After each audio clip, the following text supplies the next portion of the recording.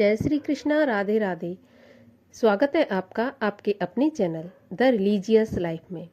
कान्हा जी की कृपा आप पर और आपके परिवार पर हमेशा बनी रहे। दोस्तों, आज के वीडियो में हम बात करने वाले हैं मार्गशीर्ष मास के गुरुवार व्रत के बारे में।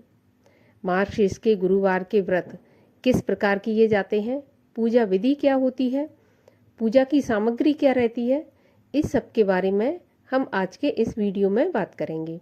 तो यदि आपको इस प्रकार के वीडियो अच्छे लगते हैं तो आप चैनल को सब्सक्राइब अवश्य कर लीजिए। इसके अलावा यदि आज का वीडियो अच्छा लगता है तो वीडियो को लाइक भी अवश्य कर दीजिए। साथ ही साथ अपने दोस्तों और रिश्तेदारों में शेयर भी कर दीजिए। तो चलिए हम जान लेते हैं अब मार्गशीर्ष या अगहन मास के गुरुवार के व्रत के बारे में। तो देखिए, जो मार्गशीर्ष के गुरुवार के व्रत होते हैं उसमें लक्ष्मी माता की पूजा की जाती है। आमतौर पर जैसे गुरुवार के व्रत में भगवान श्री हरि विष्णु की या बृहस्पति भगवान की पूजा की जाती है, लेकिन जो मार्गशीर्ष के गुरुवार होते हैं उनमें माँ लक्ष्मी की पूजा की जाती है और माँ लक्ष्मी से स्थायी रूप से अपने घर में रहने की प्रार्थना की जाती है। दोस्तों, यदि धन की वजह से यदि कोई परेशान है, बहुत ही ज़्यादा आर्थिक रूप से परेशान है, धन की बरकत नहीं हो रही है, आमदनी के रास्ते नहीं है, तो ये चमत्कारी व्रत गुरुवार के अवश्य ही करना चाहिए। अब हम जानते हैं कि गुरुवार की पूजा विधि क्या रहती है। तो देखिए, जो अगहन मास के गुरुवार होते हैं उनमें हमें बुधवार के दिन से ही तैयारी करनी पड़ती है।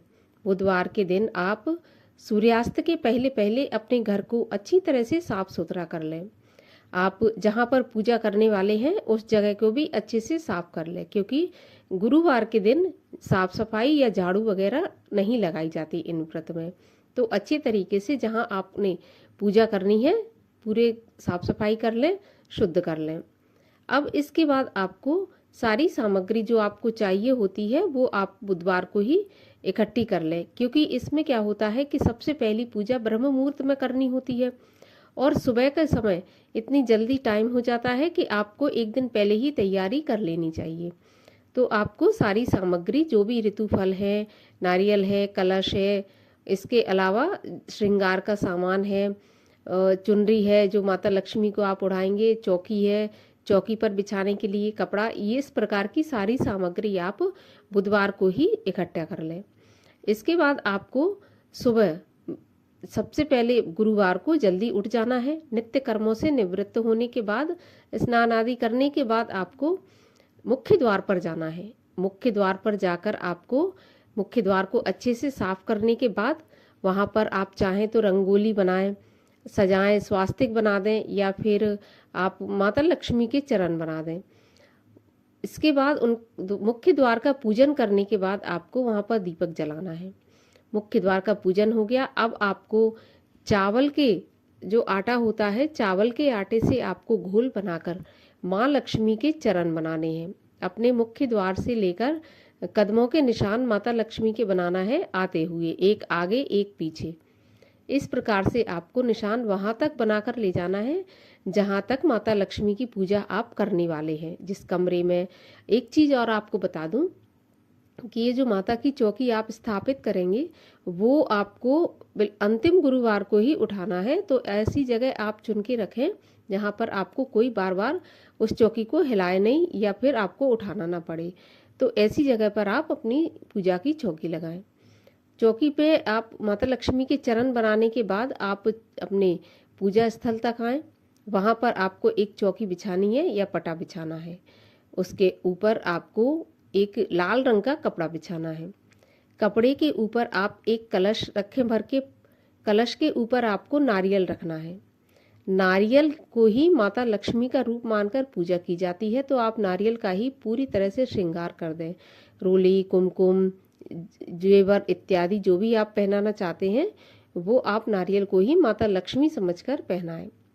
अब इसके बाद आपको उसी नारियल की माता लक्ष्मी समझकर पूजा करनी है और माँ लक्ष्मी से प्रार्थना करनी है कि वो आपके घर में स्थायी रूप में वास करें।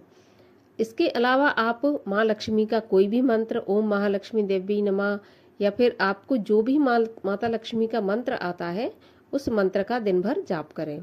आप चाहें तो 4 पहर की पूजा कर सकते हैं, लेकिन आप अगर 4 पहर की पूजा नहीं कर सकते तो 2 पहर की पूजा आपको करना ही करना है।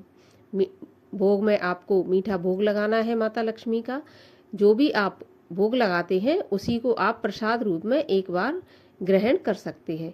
नमक का सेवन इसमें वैसे तो नहीं किया जाता, लेकिन फिर भी यदि ज़रूरत है तो सेंधा नमक का प्रयोग कर सकते हैं। तो इस प्रकार से ये अघन मास के जो मार्गशीर्ष मास के गुरुवार के व्रत किए जाते हैं। इन व्रतों को कोई भी कर सकता है, चाहे पुरुष हो, महिला हो, कन्याएं हो, कोई भी इस व्रत को कर सकते हैं। साल 2024 में 4 गुरुवार पड़ने वाले हैं, तो आपको चौथे गुरुवार के दिन या तो कन्या भोज करा दें, 2, 4, 5 आपसे जितनी कन्या को भोजन कराने की सामर्थ्य है उतनी कन्याओं को आप भोजन करा दें, नहीं तो आप पंडित को बुलाकर भोजन करा दें।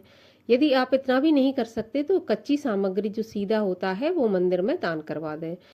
इस प्रकार से माता लक्ष्मी का पूजन अर्चन करके माँ लक्ष्मी से अपने जो धन की कमी है उसको मिटाने का आग्रह करें, स्थिर रूप से आपके घर में निवास करें, ऐसा आप माँ लक्ष्मी से प्रार्थना करें। और इन व्रतों में माता लक्ष्मी की आरती नहीं की जाती तो आरती ना करें।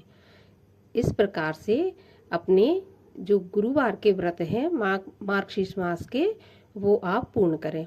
निश्चित रूप से माता लक्ष्मी की कृपा आपको प्राप्त होगी और जो भी धन की परेशानी है वो समाप्त होगी। तो उम्मीद करती हूँ कि वीडियो आपको अच्छा लगा होगा। यदि अच्छा लगा हो तो वीडियो को लाइक अवश्य कीजिए, साथ ही साथ चैनल को भी सब्सक्राइब कर लीजिए।